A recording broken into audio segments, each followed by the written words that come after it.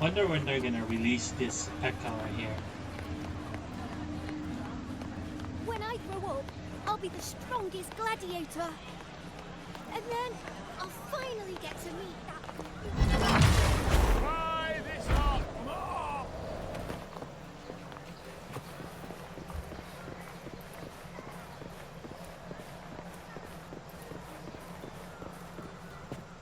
Okay.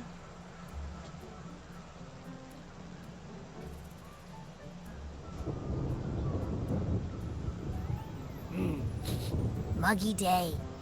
Sky's gloomy, air's all wet. Oh, man. At least let me finish my sentence. Ugh. Ugh. Cold, cold, cold. Oh.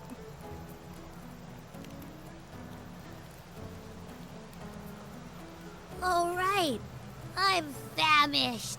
We barely had a bite sprinting all the way here from Ragusa. It's so tempting to skip this. Whoa! Pinch me! This is a feast and a half! But I gotta watch this.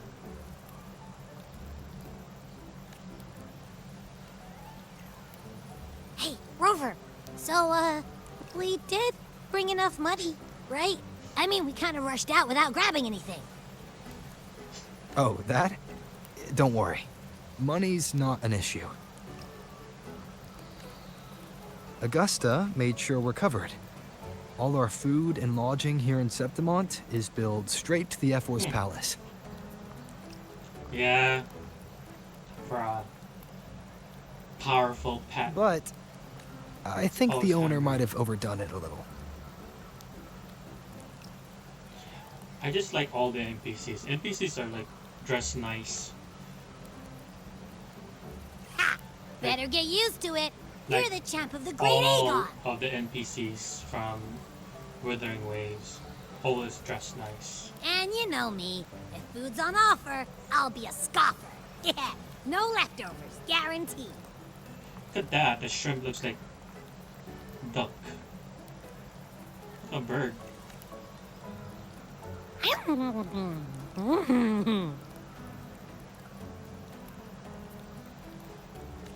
Free stay, free meal. Ephor really knows how to treat guests. Maybe we should, you know, Wonder if they make hang that around a stuff bit longer. Abby. This smells amazing.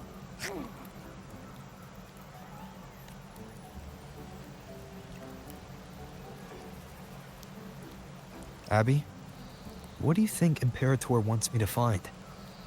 If Cardathia is right, the last clue should be somewhere on the Sanguis Plateaus. We're so close to the finish line, just one step away. But our pace is slowed. I don't know if you played the last quest. Relax. We're already back in Septimont. What's the rush? I remember Lupa said there's this weird blight cloud hanging over the Sanguis Plateaus. And when the high tide, or whatever, rolls around, all the gladiators go there to hunt tacit discords. Wait, is the high tide coming up soon? The Ephor's invite You did know, say Abby doesn't something sound about so a big English hunt. with an English accent. Huh, that reminds me. Aren't we supposed to meet her today?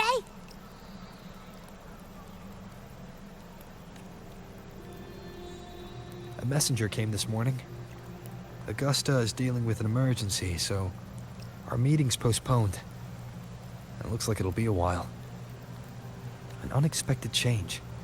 It's throwing everything off course. I don't like the feel of it. And why me for this hunt? If it's about the Great Aegon. The messenger said none of the other gladiators were invited.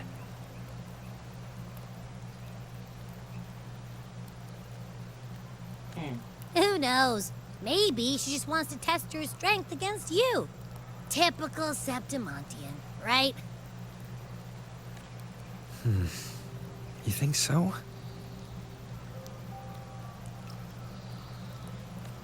I've only met her a few times, but I doubt she acts on such simple impulses. And as the Ephor, is she really in a position to do whatever she wants? Guessed from afar, you possess eyes as clear as crystal. But what troubles you so that eyes once bright as the highland sky now darken with rolling clouds? A warrior who walks the blade's edge does not falter over trifles.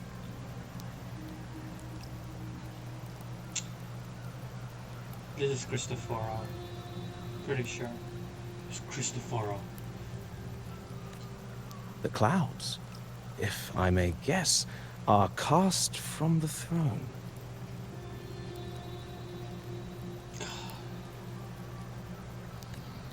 At the peak of Capitolini Hill, beneath the pale walls of the Ephor's palace, secrets lie buried. And the most intricate among them are those born from the pursuit of power.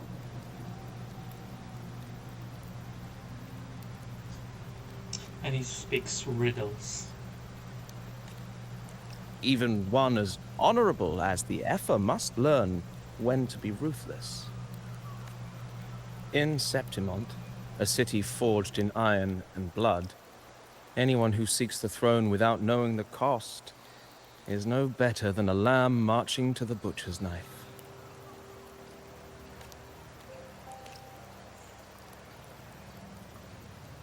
I am Nestor, a traveling poet.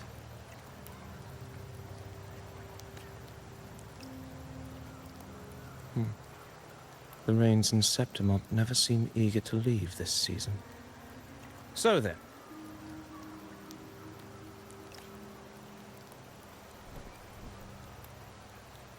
If you are curious about the Ephor, then allow me to say that nothing would honor me more than to offer even a modest service to the champion of the great Aegon. Wait, how do you know he's the champion? And all that stuff about the Ephor, too. Oh, your eyes. Were we talking too loud? Definitely Cristoforo. To see and to hear are but two of the many ways to perceive. Trusting the senses is a habit, a natural expedience, but not the only option. He's dressed too nicely for being a blind man. You dress him. Truth be told, I've been gathering inspiration for my next epic, and its protagonist is none other than Augusta, the Ephor of Septimont. I can hear the rain. The rain song sounds lovely. That's why I speak of her with some familiarity. I have a feeling your tale with her will soon be written. And knowing more about those who walk alongside you is rarely without its benefits. Definitely. Cristoforo, it's just... it's just like... It's Cristoforo. Written all over. Augusta. It's queen right there. Oh, she's a king. A girl Kingly of queen. humble birth. A resonator of modest talent. A commoner without noble patronage. And yet, from the den of wolves that is Septimont City, she rose and eventually claimed her place. Just like the burning sun was once a cloud of dust.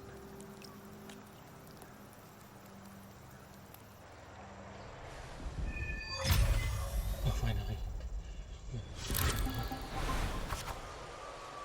Dear guests from afar, do follow me in the near forgotten stories, Augusta, but simply telling it might be a bit dull. Okay.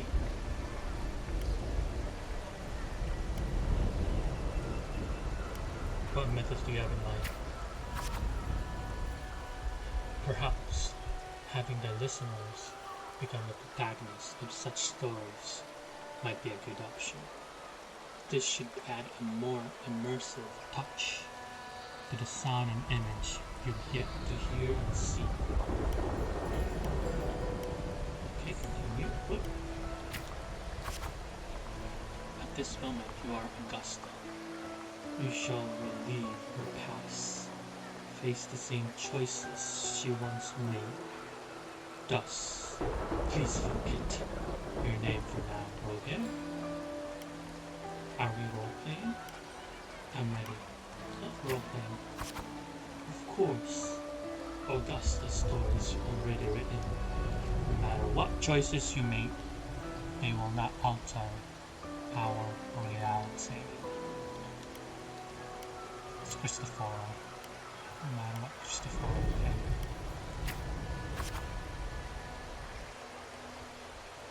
Yet be wary. Fate is fickle, and a misstep can lead to swift end. Weigh your choices carefully.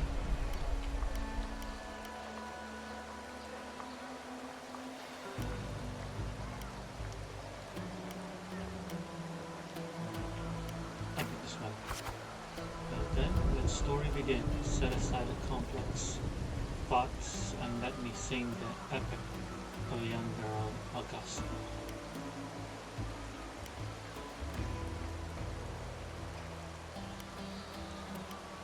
Okay, take a deep breath. A gentle warm light begins to blur your vision, and you slowly close your eyes. When it clears, a small frightened girl clutching a sword stands amidst the ruins. A group of solemn Septimonian gladiators guard around her. Okay?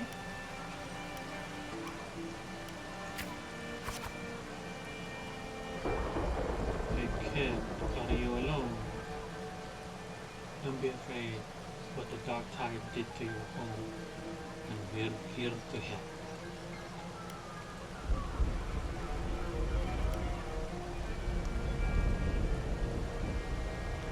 I don't know. Augusta is very, observation-wise from her picture, she's very brave. She's not very timid, so I'm just gonna say, boldly observe the man in front of you. I'm gonna say boldly. Oh! Different choices will change the cards from your stat values. Okay. You must be hungry. Here, this should enough to keep you from starving for now.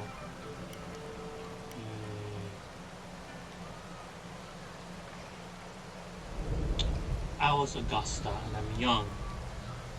And I'm a warrior in mind. I want to survive, so I want to survive. We can take you to Septima City. It's not safe here. We don't know when the next disaster will strike. Staring at these ruins will change anything. Okay. But wait. Even if you rebuild these walls 1,000 times, they'll never hold against the dark tide. You don't have the strength to stop it. Bring your sword and come with us. Grip your sword. The gladiator shake their heads and pat your shoulder.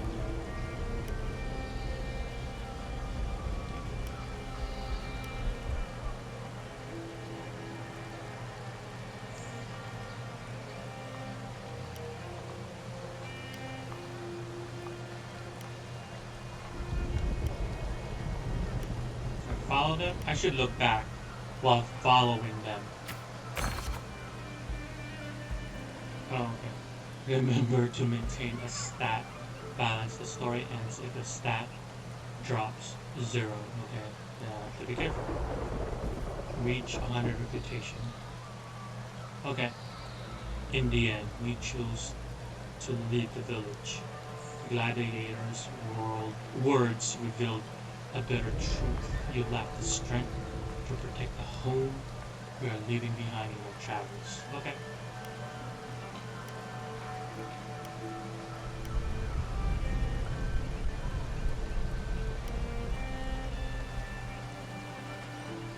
So you just lost your home and everything around you. So I'm just gonna stay quiet for the time being. Oh my gosh, okay. Following the gladiators, you arrive in the city of Septimon by ship. You exit by after arriving at Central Square. Meanwhile, you notice the square is crowded with citizens.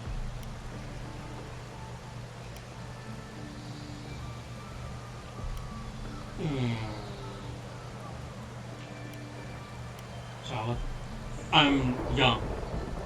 Augusta.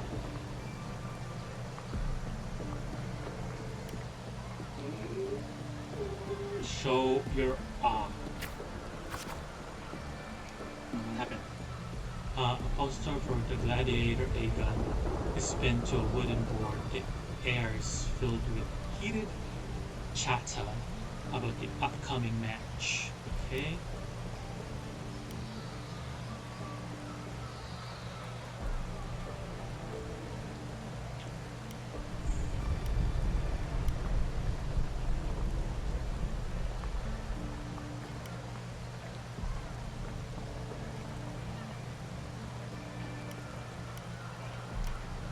This would make sense.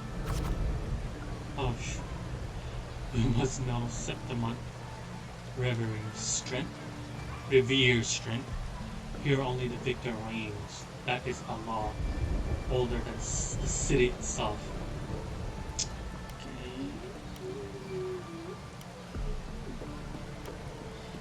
Okay, you notice a disdain in the eyes of this Septimonian. You notice the passion-filled eyes of the Septimonian. This one? Great. Eat or be eaten. Such in the way of the city. To survive, you'll have to find or bite and seize the crown with your own teeth. Septimonian. Okay, continue. You can't stop thinking about their conversation. You realize that the gladiators are the very symbol of strength in Septimon. If there's a way to dominate the arena, maybe you'll find the strength you're looking for. Tear down the poster and walk away from the crowd. Tear. Tear down the poster. Poster.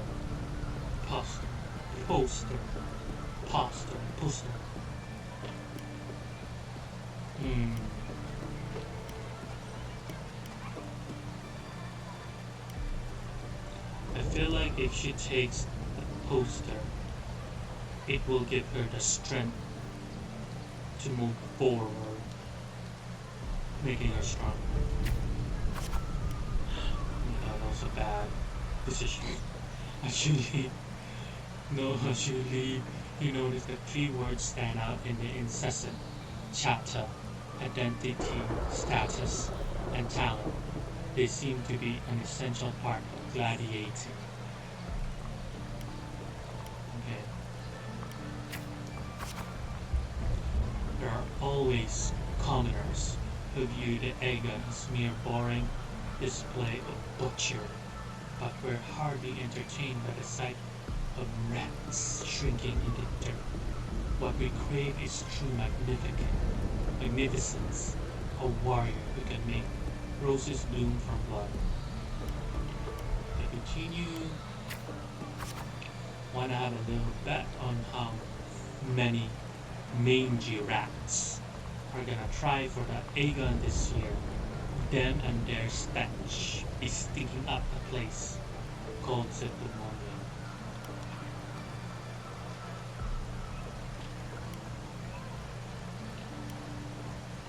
You ignore the words. You are determined to step onto the arena. The rules demand a mentor at your back, someone to keep from claiming you on the first day, and perhaps even teach you to see the fight through the end. Okay? After hitting several dead ends, you eventually come across Kato. Kato is a retired gladiator star, but takes a few prodigies. Okay. So you want to join Akon, you say? Why don't you start by telling me a little about yourself, Kato? Okay. You recall a discussion about gladiators' identity, status, and talent. People in the city of Septimont seem to value this more than anything. You chose to speak honestly and lie.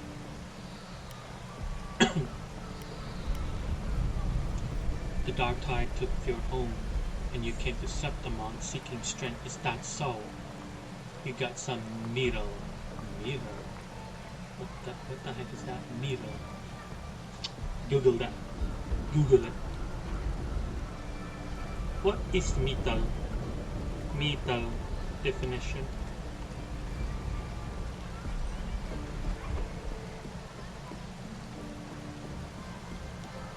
A person's ability to cope well with difficulty or face demanding situation in a spirited and resilient way. But that's not gonna cut here. Kato. Go home. People like you always show up with nothing but fancy dreams, only to see them crushed and trampled. I've seen enough of you. No, I've seen enough of idiots like you. Kato.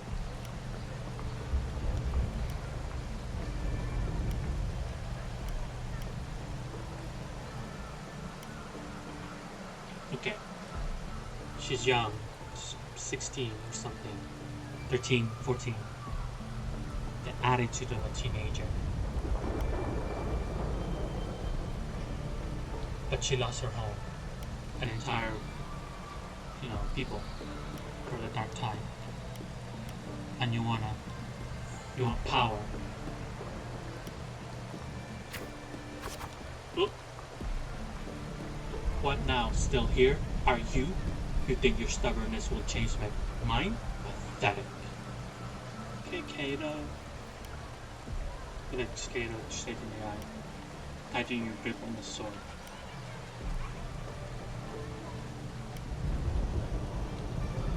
Okay. She's mad. I would say this one. Oh, that's good.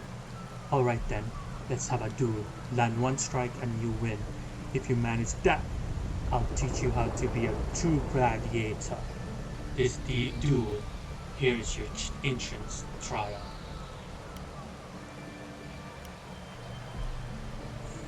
What does that mean? Accept the duel after great deliberation. Let's chase this one. Oh, look at that. Blades meet met in a sharp clash. Kato moves with practice, ease. You are quickly defeated. Okay. Strengthless. Do you realize how weak you are? Which is why I want to be a gladiator. Which is why I'm seeking power. Choose this one. Do you really know who you're fighting against? Can you really best me? You can't. Now, how do you plan to end this? Challenge him again the next day? Challenge him the next day, for sure. Oh, back for round 2, are we? Country rats like you sure are as pestering as the city folks say you are. Oh. Which one? Defend, attack. Okay. Here's gaslighting. He's trying to Make me attack here. Attack. Just like the last time, you are much of a challenge to Kato. You are swiftly beaten once again. Okay. Go back. This is not your path, Kato. Continue the challenge on the third day. Come on. No, I'm not gonna give up. Too slow, too weak. Your foolish swings only bring smiles to your enemies. Kato.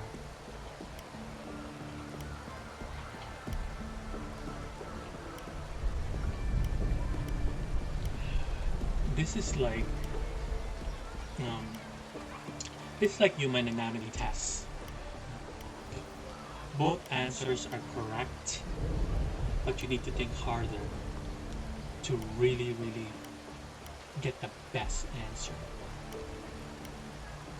Because they make sense, then I'll be stronger, then I'll be faster.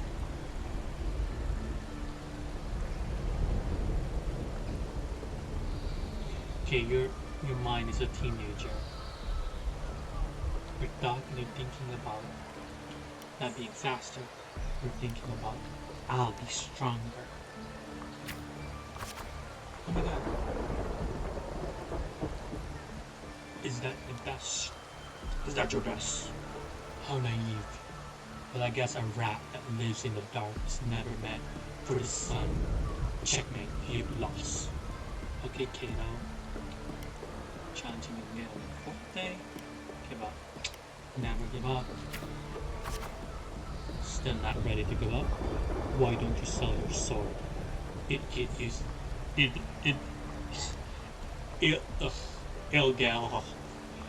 some food, at least. Continue the challenge on the fifth day, give up. Continue the challenge on the fifth day, I will never give up. You stand before Kato, again dragging your exhausted body nearly at your limit. You can still fight. The wind swept up in the blade, whispered past, and you're suddenly home. Soft sunlight cascades in the great oak's leaves, and you'll hear your friends' laughter, your parents' Jenny calls. So she's seeing heaven. I guess she's seeing heaven.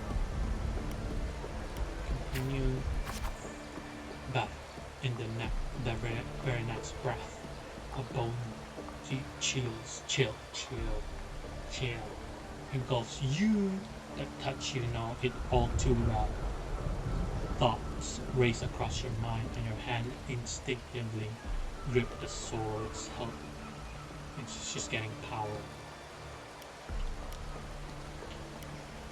I can't stop here. I won't surrender. They both make sense.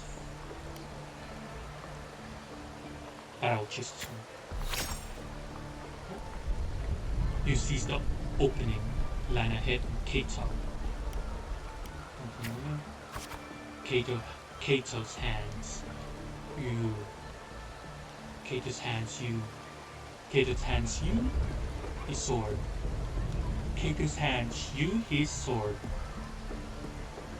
Kato's hands you his sword. That turns to leave. Okay, you think call out Kato. Catch Kato's swords in rather heavy. Catch Kato's sword. It's rather heavy.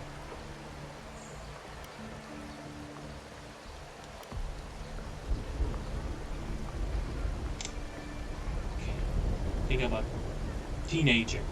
Okay, teenager. Oh, look at that. In Septimon's arena, the victor claims the weapon and the defeated a symbol of conquest. This sword is yours now. Oh wow, Kato. In Septimon Arena, the victor claims the weapon of the defeated. A symbol of conquest. This sword is yours now. Which one should I pick? Victor or conquest? Conquest. Thinking about a teenager again. Teenager. Victor. Oh, now. If you are determined to fire off the crown, do not fall before you get there. Augusta, that's your name, isn't it?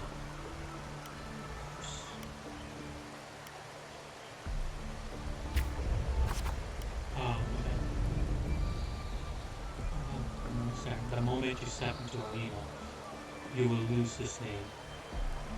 The spectators may brand you with a number, a symbol, or even the name of some wild beast. Kato.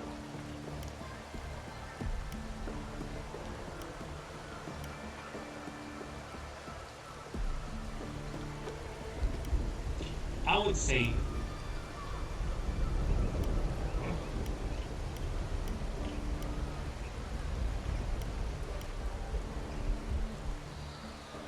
I have no other choice. I am prepared. I have no other choice seems very vague. And it seems like you're giving up. But I am prepared. Seems like I have no other choice. I have no other choice. This is more gallant. More like you're a warrior. You're ready for anything. Just a whiny bitch. I'm sorry. I'm prepared. This is just like I have no other choice. This one is I am prepared. Oh, yay! Yay! I am the only last one standing. Has the right to reclaim their true name. Kato. By then, all will be chanting your name, Augusta. You'll have to conquer their hearts and win their applause, even without identity, status, and talents. Tell me, will I see that day?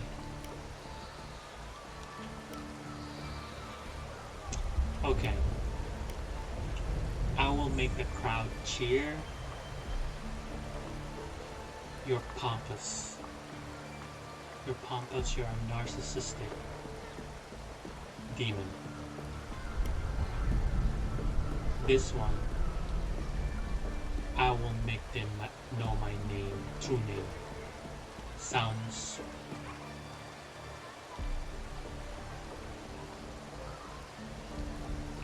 you're a leader that knows what your capabilities are. This is just, you want to be famous. You want people to love you. This is like you're showing them.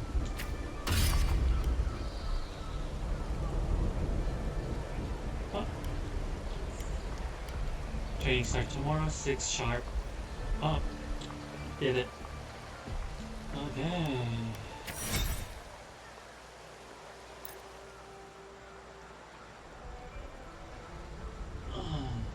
Fail enough times, and you might eventually succeed. Should we call it resilience? Or mere stubbornness? Or perhaps, for a girl who has lost everything, there was never a second option. She had no one to trust but herself, and naught but a blade to hold. And yet,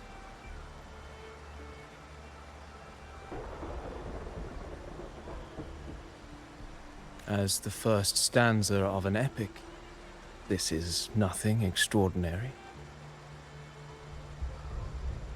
Since the lament, Across the scorched lands of Solaris, I've heard the greatness.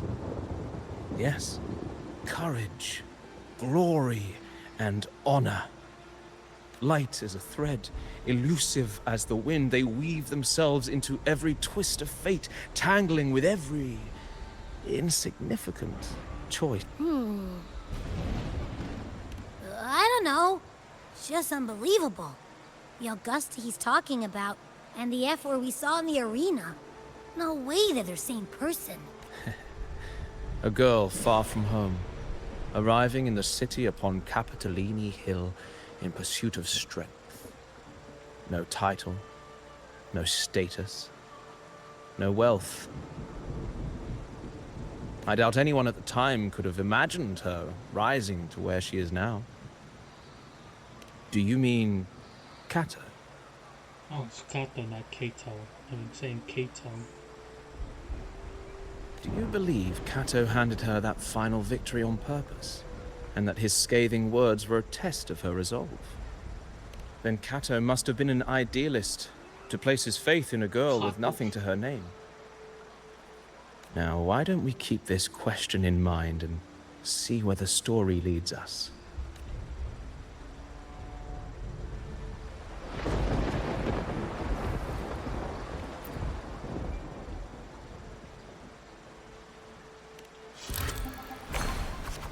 Oh, still have more. Reach 100 willpower. Dawn breaks with a pale glow. A month has already passed under Kato's training, and today the grind continues. Stick to the training. You arrive at the training site, repeating the same moves over and over has begun to wear on your patient. You notice some gladiators training moves you've never seen before. You decide to.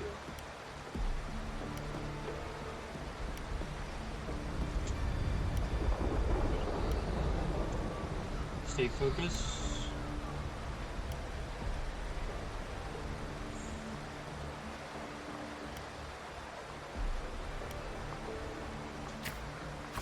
Oh yes. You reflect on your training. It was always you alone facing the wooden post, patching yourself up over and over. Endure posture.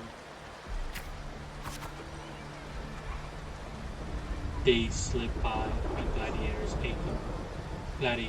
Agons draws near. Today's Cato will give you one final lesson. Okay? I've done all I can to prepare you. Now you're on your own. Kato.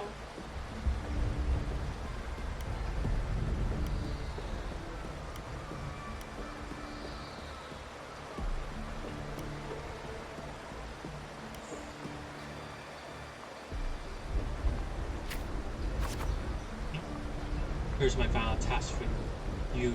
You tell me, why do you want to become a gladiator?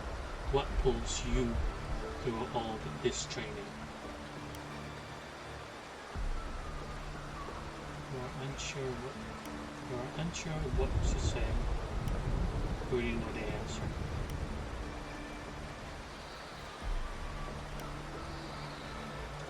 I'll say this.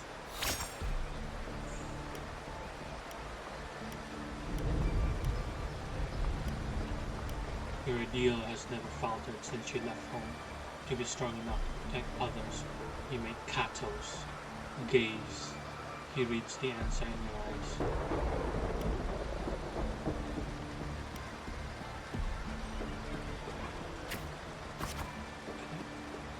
In the meantime, a flicker of desire crosses your eyes. You recall Kato's words from when this all started. Continue. By then, all will be chanting your name, Augusta.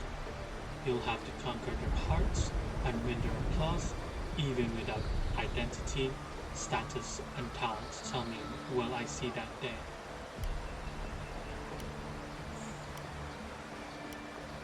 I will make it happen. aware that sponsor for the gladiators, Aegon, are mostly nobles and wealthy merchants, figures beyond your reach, except perhaps in the underground arena. Hehe, these are all top-of-the-line merchandise I got here, care to have a look? Like products on display. You and a few other gladiators stand in the middle of underground arena, scrutinized by nobles and wealthy merchants. In the stands, one by one, those beside you are chosen and escorted away.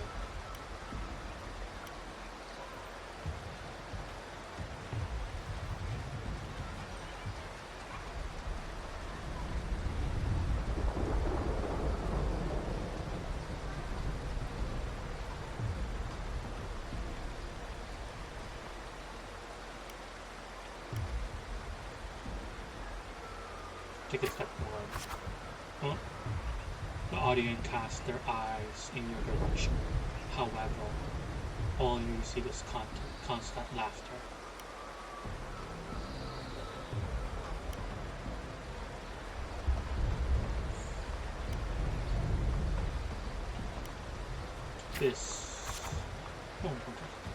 This laughs, so they really did a hand in that disaster.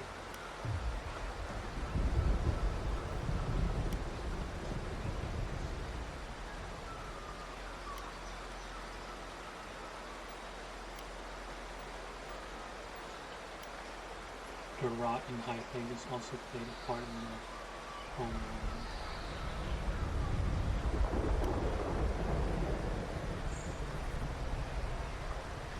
Oh, take this one. Huh? When the dark night struck, those with power and wealth continued their life of indulgence and luxury. The might of the gladiators existed only to serve their desires.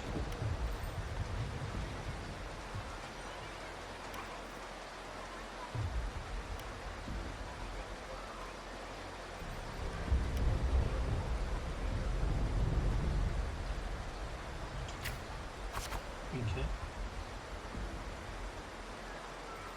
Well. A village girl with such unremarkable forte, dreaming of power and strength. I can't remember the last time Satamon had a joke this amusing.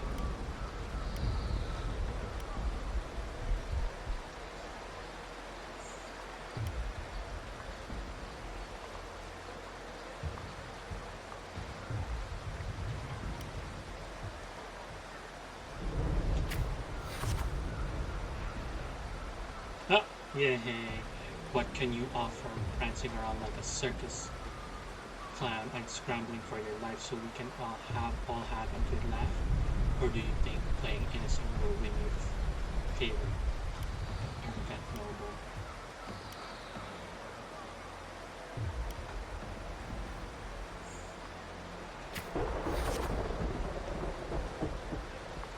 Anyone interested in this one? After all, watching the weak struggle is always a fine source of entertainment.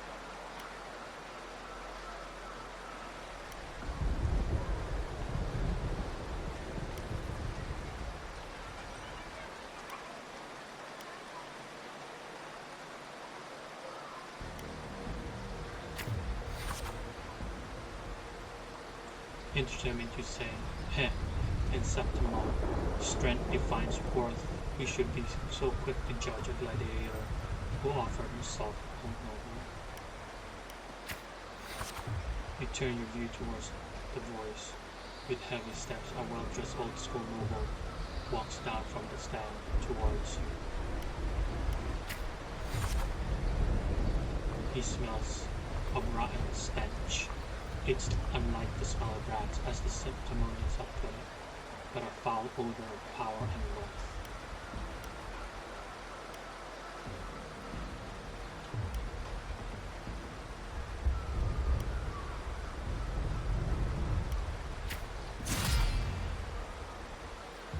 I engage only in profitable ventures to stand in the arena.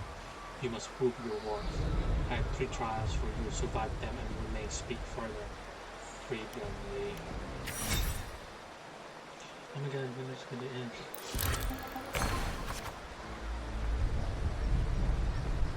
There's still...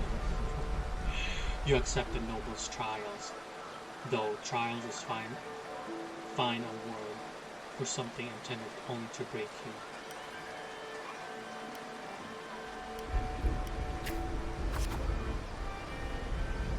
Outside the walls of Septimum city lies a wasteland, plagued by dark tide, your homeland.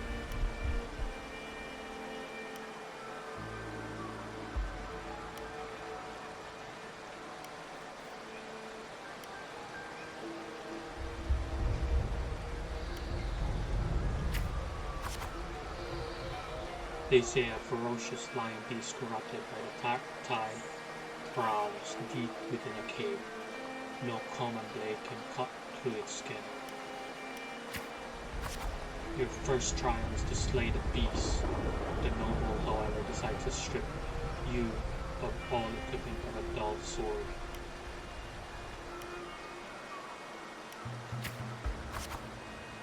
The mountain trail winds like a serpent.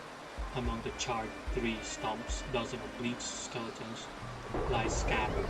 You suspect you're getting close as you continue forward against the unpleasant smell. In the first ray of sunlight, split the clouds, the cave reveals itself, breathing death. Before you get a clear picture of the cave, a crushing force presses down upon you.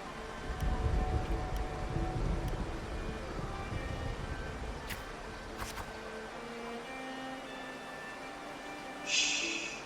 Get down. You're trying to get yourself killed? Hold your breath or you'll alert it.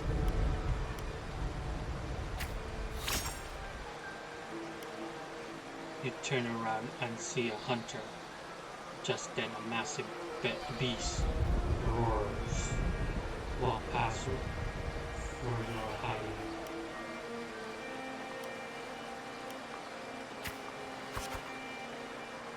After the lion beast has left, you apologize to the hunter. It was thanks to him the beast is not noticed you. Going by those folks, you are a Septimum gladiator, eh? I used to be just like you. Lost a big match, got tossed out by the nobles. Ended up like this for nothing but their playthings. The skills honed for battle are now merely tools of survival. Septimum hasn't valued the strength physically it needs. We pity such reality.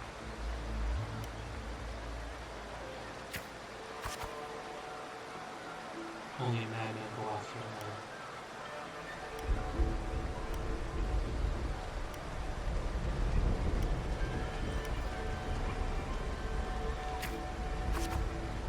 These words are rough, but he eventually tells you everything he knows. You bid the hunter farewell and make preparation for hunt to gain more knowledge of your prey. You chose to sign the names of the lion, beast in the following days. After a few days you managed to grasp an overall behavior pattern of the lion beast. Thus, you march towards the deep cave. Enter the cave. Deep within the cave's dark embrace, you tread stealthily. Then a sudden dread freezes your steps. Between the flickering torch flames, a monstrous sharp shape appears the lion beast. Fire from the nether dances amid its golden mane, while claws like scythes tear wounds in the earth.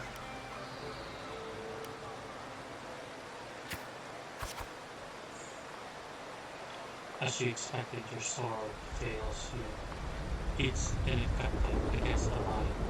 Before you can take a breath, the lion's thunderous roar storms your den musically.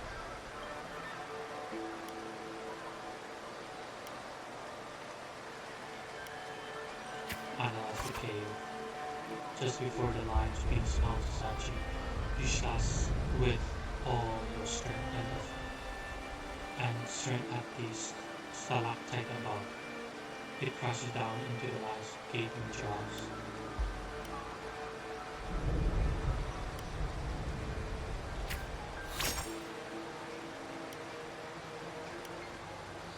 You land a snack. Land a snack, it lunges to seize you, but your swift dodges, force its claws into a deadly knot around its neck, around its throat. Seeing your chance, you give a final pull, and the beast strangles itself in a frantic struggle.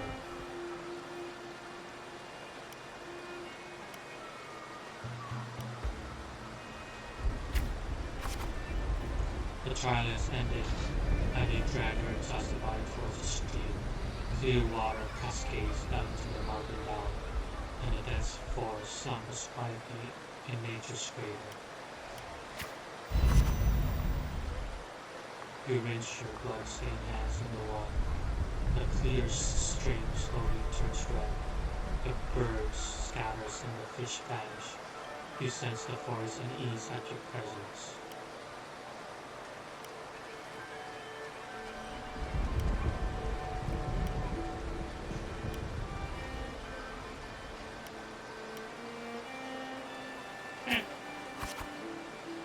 The currents panic plunge you into reflection. For the first time you realize that power can instill fear.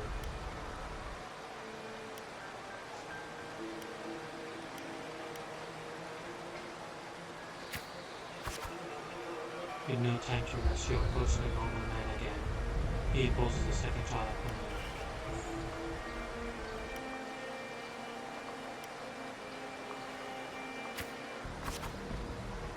Killing a mad beast is hardly an achievement. I'm sure you're aware, girl, that all warriors of September have 2 lives. So we also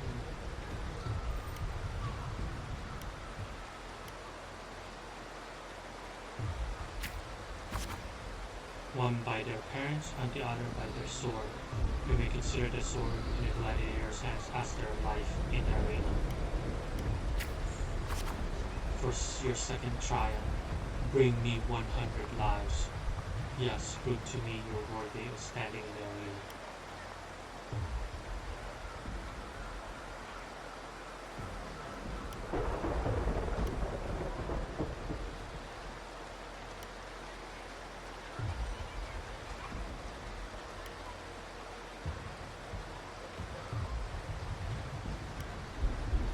Teenager.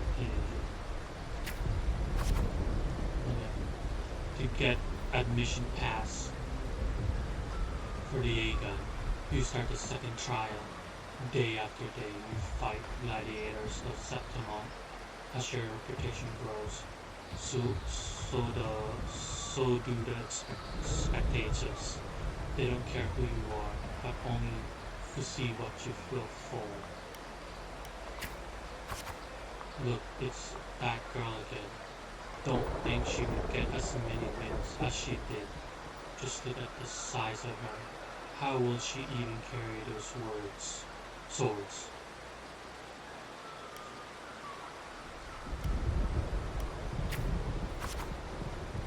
You have grown used to this kind of noise. The deafening cheers run with fatigue. Your sword now rests against your opponent's throat.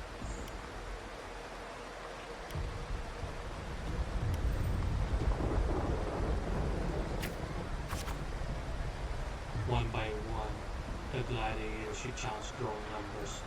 Those you defeated kneel before you, offering their swords, symbolizing their honor with both hands.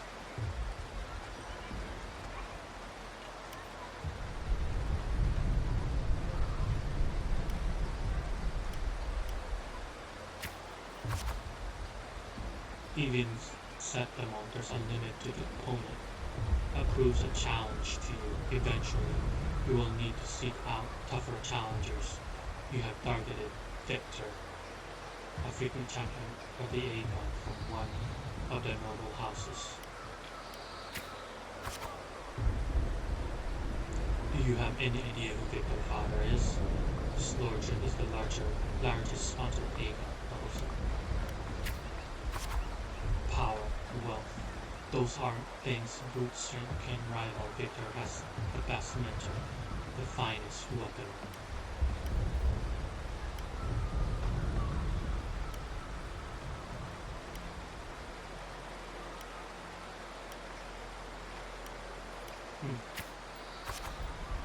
The house behind Victor Manchester with an offer, a perfect job, a substantial fortune if you walk away from the deal.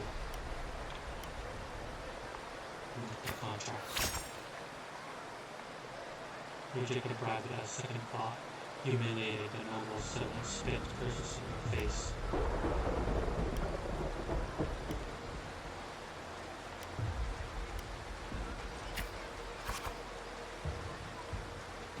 You ignorant peasant.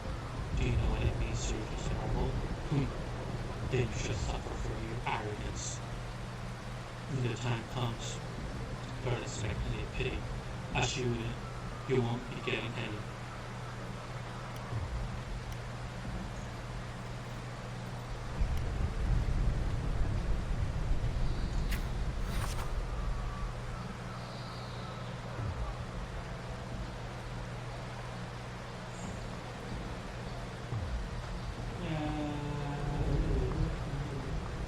The scientists around the server in tears that tears up the contract.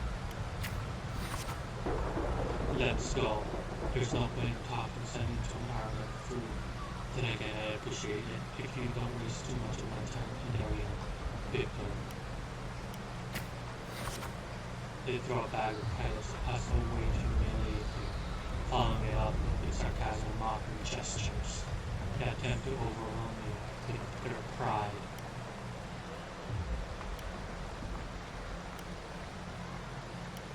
You feel nothing. The day arrives, Victor accepts your challenge, with his honor and nobility as the stake. You remember well the haughty look he wore but a few days prior. But the nobles wield only words, not swords. Victors know nothing about swordsmanship. You easily defeat the leaping confident Zion, and casually lifts his pretty thumb with the tip of his sword.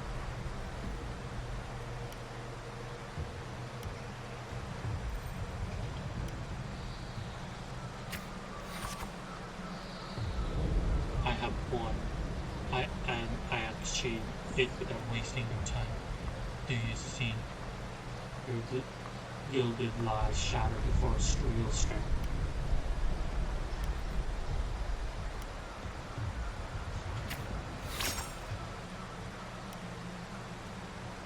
Crowd erupts in cheers and applause. The nobles, unable to deny your triumph, lowers their head. You return to your lodging to count your trophies in 99 swords, 99 opponents defeated. Not only one life is left to claim.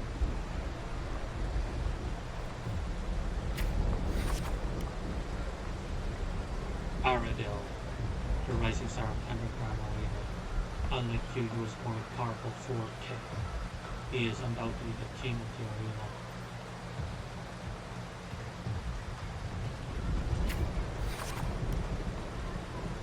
Amidst the endless chanting of the name Aradel, you arrive as promised. Even the old school noble is present at this time. Your opponent is towering, physique dwarfs yours, and his crushing presence brings to mind the first live base. After several exchanges to notice something unusual, the floor is too slippery to gain foothold, and Aradel's armor is unusually heavy. You are all too familiar with the normal's despicable tricks, and there's room within you. You then shift your pace, luring Aradel into the very track meant for you. After a few more rounds, you step, grow, loose. Is your action sluggish? That's a chance. Your sword stops just before the knuckle step on the strongest gladiator.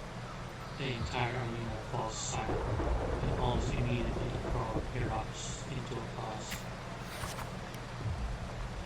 Stab, stab, So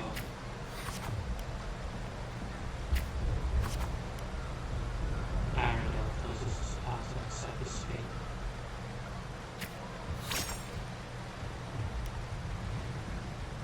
You feel a sense of in front of everyone's watching eye. You only take Arendelle's sword. You then bow towards the audience before returning to leave.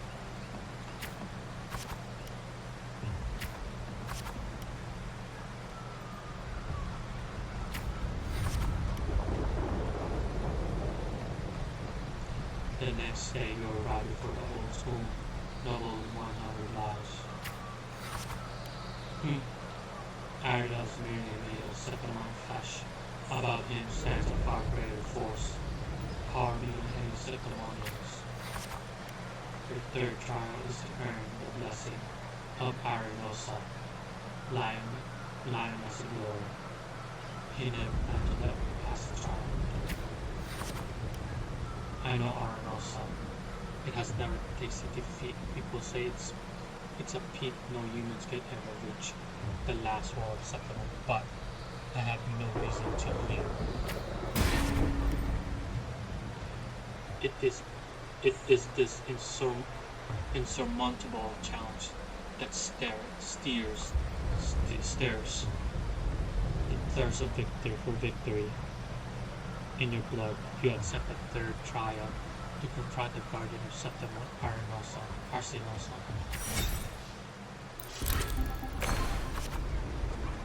And now there's still more. It's almost 2 hours. On the eve of the trial, you return to training grounds once again, while you wait for Katos. Kato, you will find yourself standing before the familiar wooden post. It has been your most enduring companion in your pursuit of true strength.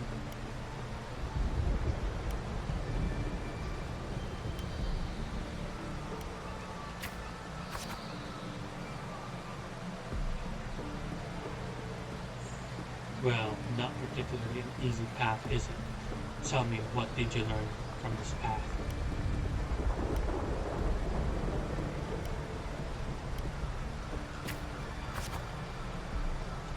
Strength brings conquest. Such is humanity's oldest rule. Augusta, I'll be there for your last trial, and I will call your name for all to hear.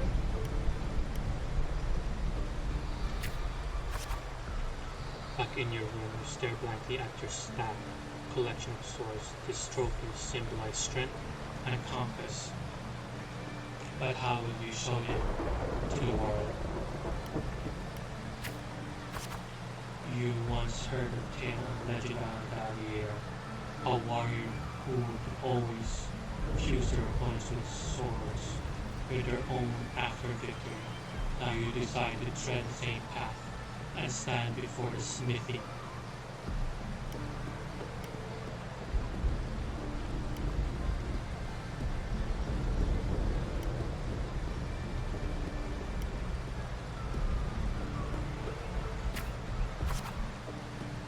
You wish to demonstrate your strength, yet now you still seek to do this power with not of your own. Watching the blacksmith's hand rise and fall, and seemingly impractical idea emerges. In the end, you use your forte to fuse all the swords into one. Oh.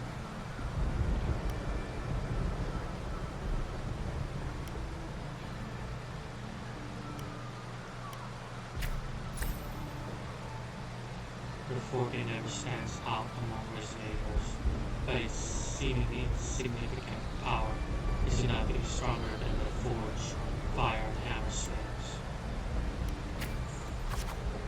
The day of the final trial has arrived. You walk to Arena's center with your newly forged sword.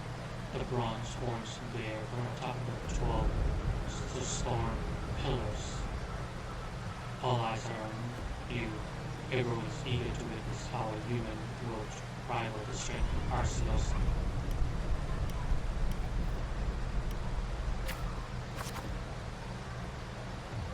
Suddenly, a rumbling cut through the most of the crowd. The noble's banner fluttered, and fall. A colossal shadow swallows the sunlight around you. Arsenals appear.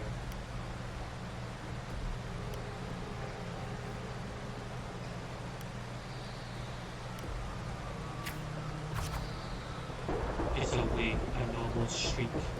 Arsenosa stands silently opposite you, to you. Slowly, its eyes open, coldly watching you.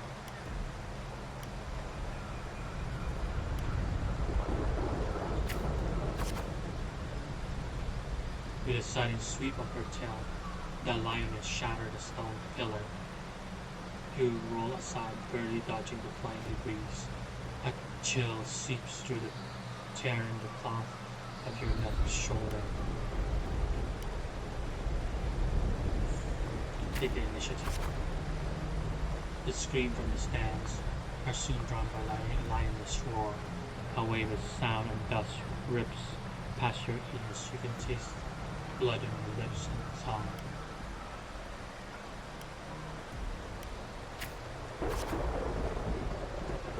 Your second attack comes without a warning. You barely have time to react before your sword rises to meet her descending paws.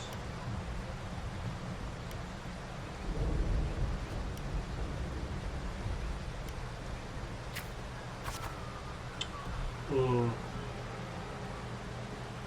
You manage to withstand Arsenosa's fierce attack. And at that moment, it withdraws. Sees up to thrust your blade into the ancient crack.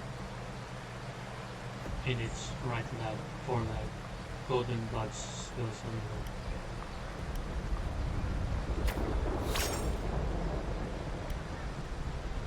Arsenosa ceases her attack and blade brushes against your blood-stained face. Before she lowers her head, Tarina shakes with a cough. You hear the crowd chanting your honor name. Chant your name in honor.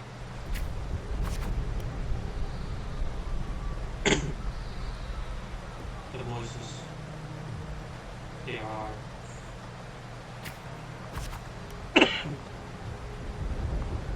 O wise noble Arsenosa, the mighty guardian of Septima, bestow upon her the crown of courage and strength. And the cries of triumph resonate with the earth. You see the fire of humanity blazes across Septima. Wave after wave of applause. Septima salute me as advance, as I advance. O sun, witnesses this extraordinary feat. Witness her dedication to the Septima. As the platform rises to realize that by earning Arsenosa's blessing, you have been granted a privilege. All knowledge. Look at that. You are crowned the champion of the great Aegon. Nevertheless, you have already overcome the gladiators with your strength under everyone's gaze. Glory now bows at your feet. Look at that. And she's young, too. At that top. At last you stand atop at the summit, the champion. Only now with the battle fire cool in your veins through your wounds. Raise your voice in protest. You have shattered the decaying order with strength, and through strength you shall reshape the new rules. You shall build gladiators' valor on the righteous path. You shall allow no more fragile lives to tremble before death. You shall ensure that your homeless tragedy will forever be undone. Yet should these new rules forced by might lose their foundation will not fall. A cold whispers and unease coils in your chest. Will then no time for pointless pondering. And this forward your sword, your honor, your true life shall serve Septima. Is it done?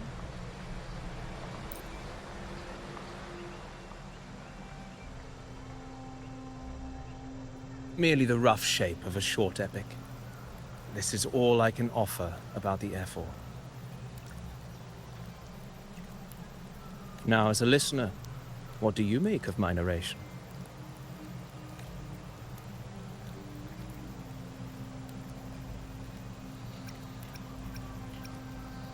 I enjoyed it because I was talking. I appreciate your kind words, my generous listener. I am only a humble wordsmith, spinning verses and rhymes. The essence of poetry is granted by those who dare defy their fate. Said the Munyans have a nice dress. But there is one thing I must confess.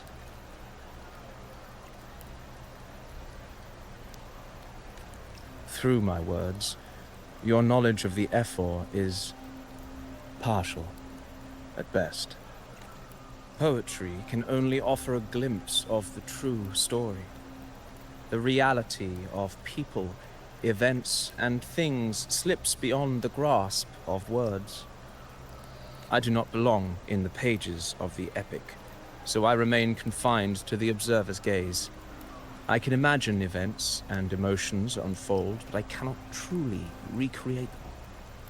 See, it's Christopher. He reads the book. Like it's just the wording. Here's some advice for you, though I hesitate to call it such. If you want the truth of a story, step into it. Become part of it. The opportunity stands before you now. Oh, look at the rain. Wow. That's why it's called the Wuthering Waves. As I've said, the tale between you and Augusta, the hero of Septimont, is only now turning its next page. This is Christopher.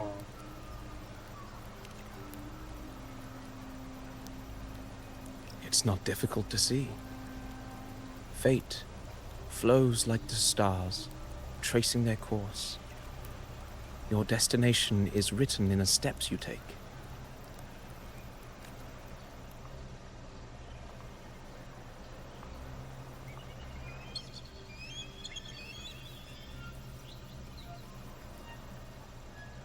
The rain is passing. I hear it ceasing its symphony upon the earth. It is time for farewells. Before I leave, may I ask you one last question? What is it that has lifted Augusta to the seat of power? What is it that makes a ruler? Well, I'd say strength. Let's be real. There's no way Augusta could have passed those trials without strength. Rover, what do you think?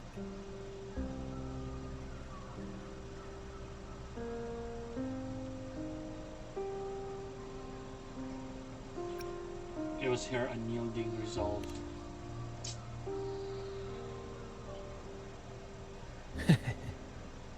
You needn't rush to answer now. Keep it in mind as you continue your journey. When the final chapter is written, the answer will reveal itself. Oh my gosh. It's Christopher.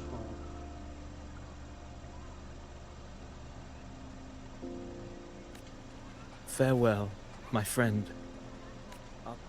Soon, after this brief encounter, everything about me will be gone with the wind.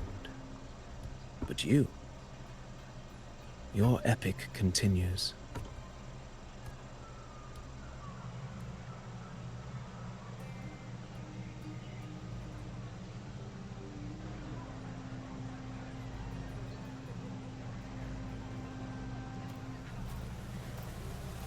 Christopher's power.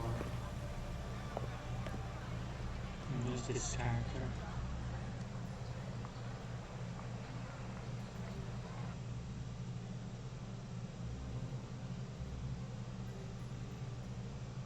Your Excellency, you have indulged her too much.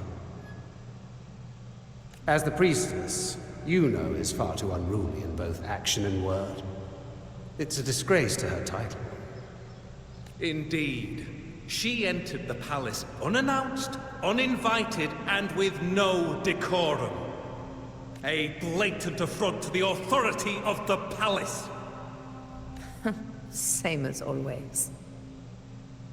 Senators, all she crossed was a doorway. One too insignificant to carry the weight of our authority, or defend anyone's fragile pride.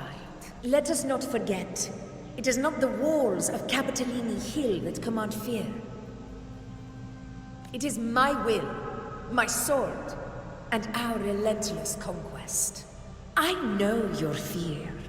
You fear a priestess's voice drowning yours, and a rebel challenging the Senate's rules. But listen well. Power does not bow to sycophants, cowering behind their traditions. If you seek power, then step from the shadows. Face me, and prove yourself worthy.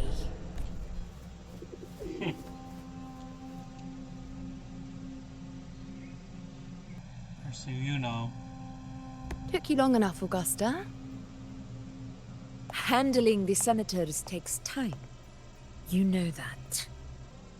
Well, to keep our esteemed priestess from waiting, maybe next time I'll just leave them to their own devices. I'll make sure they record every detail of your feat, and relay it word for word to Grandmother Lilibet. Priestess Iuno. Unruly behavior left Tetragon Temple without permission, and trespassed into the Ephor's palace. I wonder, who will lose it first? Lilibet? Or you? Let those old foxes report me all they want. If they step into the Tetragon left foot first, I'll shoot the left. Right foot first, I'll shoot the right. Hey, I'm with you on that one. The Senate should be reminded now and then that the Tetragon's kindness is not a reason to take Priestess Yuno lightly.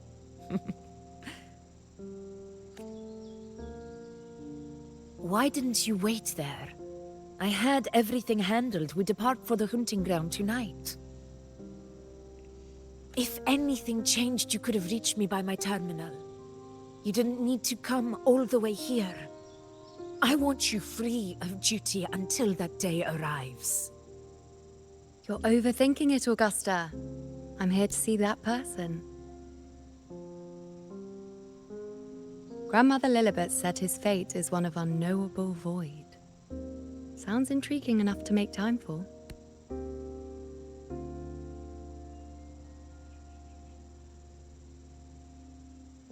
So that's it? Too bad. The ship from Laguna won't dock until tomorrow morning, and we'll be gone by then.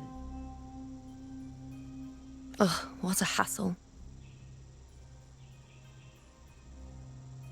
Patience, you know. The warrior has accepted the invitation. So, you'll have plenty of time to meet during the hunt. The hunt. The hunt. Is there something else you want to say? I read Grandma Lilibet's Book of Prophecies. The hunt and our plan, neither end well. Are you sure we should go through with this? They both die. Risk does not trouble me. Peril simply requires greater strength. But really, when did you start caring about the temple's traditions? The eyes reminds me of O ye faithless of Septimont, the divinity is enraged. Should your ruler defy their will again, doom shall be your fate. imagine one of the Carlotta's eyes. Lately, I've been hearing murmurs from the nobles again, about the ancient prophecy from Laguna. I will admit, those words once carried weight.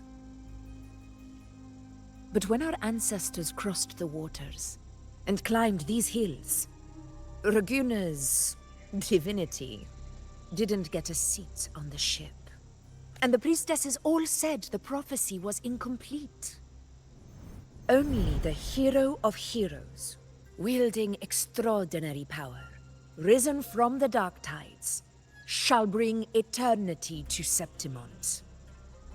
Then shall the waters quiet, the tempest still, and glory return with the blood of the old king. Do not forget, this is the other half of the prophecy. Fabius, Attilius, Valeria, one after another, these heroes have saved Septimont from the brink of ruin. As long as a hero stands, no disaster can break this eternal city. What if this time is different? What if ruin is our fate? Then I will sever that fate with my blade.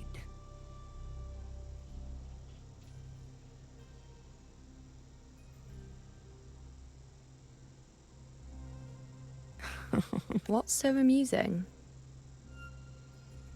So, the fearless priestess Iuno can be frightened after all.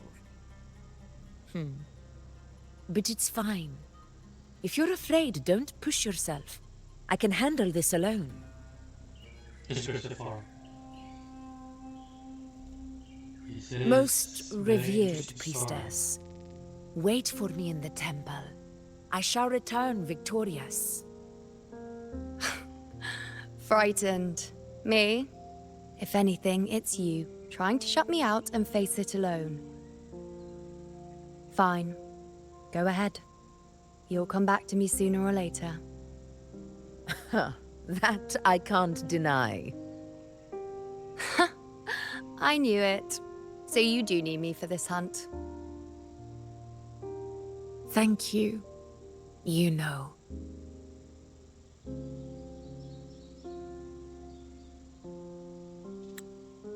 Why are you saying this? I think they're canon. The canon.